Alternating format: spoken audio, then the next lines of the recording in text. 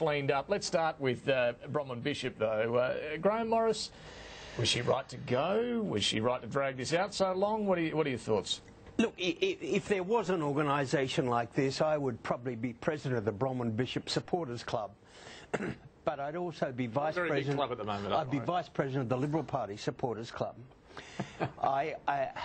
And that was, in the end, a real clash. I thought, after the first 48 hours, she would come out with an explanation on the helicopter that said, you know, we mucked up, staff mucked up, sorry, pay back. That would be the end of it. But it got worse and worse and worse. And in the end, she was wounding herself, she was wounding the speakership, she was wounding the Prime Minister, she was wounding the government, she was wounding the Liberal Party. So she joins a fairly exclusive club of people who have walked away on matters similar to this. Ian McLaughlin, Bronwyn Bishop, me. You know, people who have walked away for the sort of good of the party. Should she have gone in the end? Yes. Did I think so in the first 48 hours? No. But well, in your case, it hurt. Yeah, you didn't take 3 weeks, I don't think, did you? In your case, I took about 2.5 minutes. Yeah, and that goes to the nub of it, doesn't it? Well, I think that was the problem.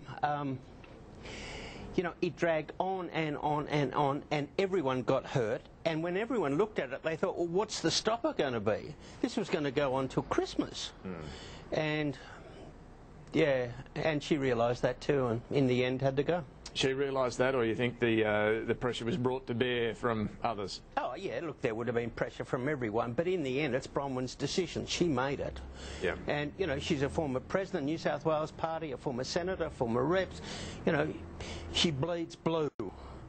And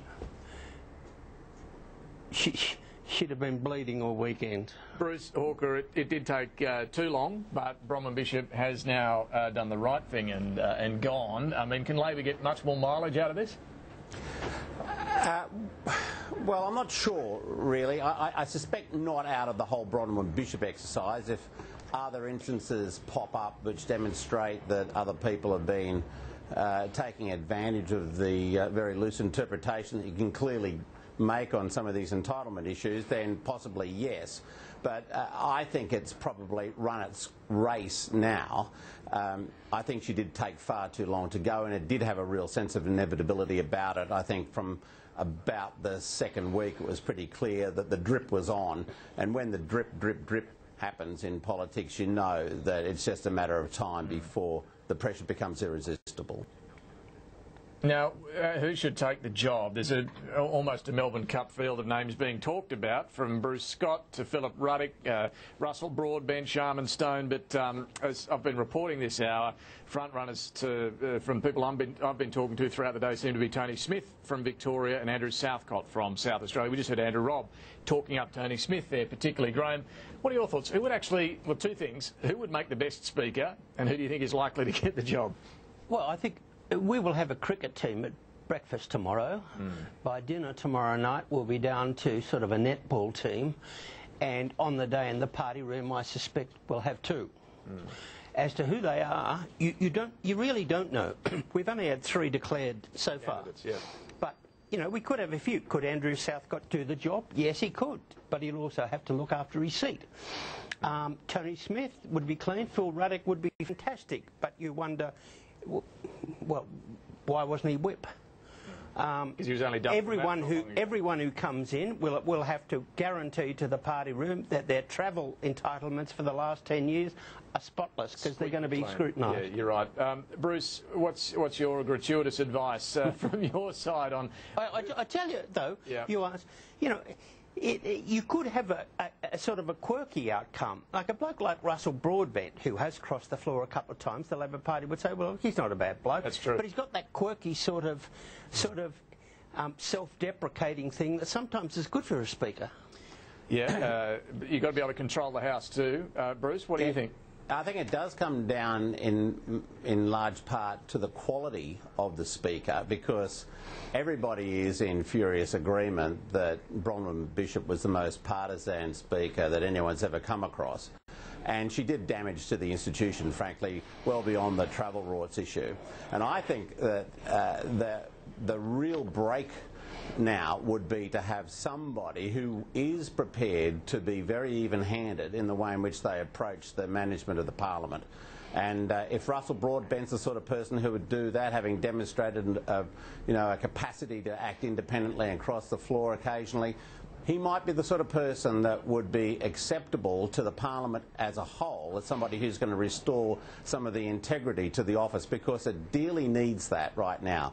In fact, I think that as part of this review, they should be looking at the British system, where the Parliament elects a Speaker who then removes him or herself from the party political system, is not challenged in the elections, and acts as a genuine independent arbitrator. That would be a very interesting development in politics, and I think now is really a good time for it. I tend to agree with you, but we've talked about this over the years, but we do have a much smaller Parliament than the British Parliament. Every seat counts. Can you really have a situation where, say they did put in Andrew Southcott, I think it's 7%, but probably a bit more marginal than that at the moment in South Australia, and then he's not, he's got a lock on that seat. He's not going to be contested by the Labor side. I mean, could you really do that, do you think, in Australia? Well, I think if it's a seat where they have a massive majority, it's not going to be such a big issue anyway. So that would come, maybe that would be one of the considerations they'd have to look at. Other people have even... So you don't end up with safe seat MPs? Well, you may, but that's probably a reality of that role anyway, because they're going to be so absorbed in the administration of the Parliament. But I think that is an issue, but the greater good is in making sure that you have somebody who impartially administers the Parliament. And maybe you don't even need a Member of Parliament to be doing that role. Maybe you have a retired judge, as a very smart person from Sky suggested to me just a few minutes ago. Interesting. Grahame, you're shaking your head. Not while you and I are alive. Maybe a journalist. Maybe a journalist. I'll put my hand up. Now, what about yeah, exactly. What about entitlements? There's going to be a root and branch review. We had one, I think, 5 years ago or so. I know, it recommended a whole bunch of things, and some of them have been taken up. Tightening up the rules around family travel, the gold pass for ex-MPs, or that you can't hire direct family members, and the rest of it. But, Grahame, you still need some flexibility in the system, I think, don't you? Well, look, there are two good people doing this, David Tune and John Condy. But I tell you what, if they produce a document which doesn't solve this problem, they might as well put it in the bin. Part of the problem is that people expect their politicians, a person like Bronwyn Bishop, to go all around the country. A lot of that is party business. And I just find it ridiculous that you can go to Wagga and you can say, in that room is the CWA, Bronwyn Bishop can go in there and the taxpayer will pay for it. Over here, there's a Liberal Party meeting. No, she's got to pay for that herself.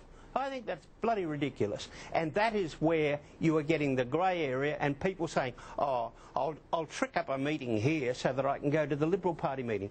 They ought to be able to go to any sort of meeting in the country, but everything that's private, weddings and birthdays and all that sort of stuff, that ought to be out. But until you can clean up the party one... A lot of people, I think, would have the view that if you are paying travelling at taxpayers' expense, you shouldn't do the party fundraiser. Well, why not? Why are party people who are more interested in what the politicians have got to say anyway, why are they second-rate citizens? Well, why? Maybe the party should pay for them to go along. Why?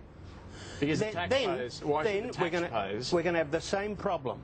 People are going to be tricking up every second visit around the country so that they can squeeze in. And this is the difficulty, dumb. Isn't it? This is the difficulty, because you can look at many examples where there's a fairly questionable bit of official business tacked on to justify a trip, whether it's to a party fundraiser, a wedding, a footy match, whatever it is. It's a grey area. And that's the problem. That is the problem. When you don't have transparency in the arrangement, that's the issue that you have to be very concerned about.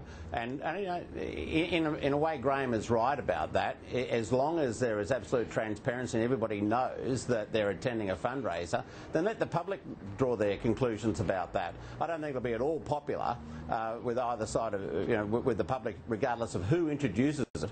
But at least you get through this issue with politicians either being duplicitous in the way in which they go about organising their visits so that they always have some bit of official business to coincide with the fundraiser, or you say, OK, let's just make it absolutely transparent so everyone can see what's going on and let the public make up their minds about whether they approve of that or not.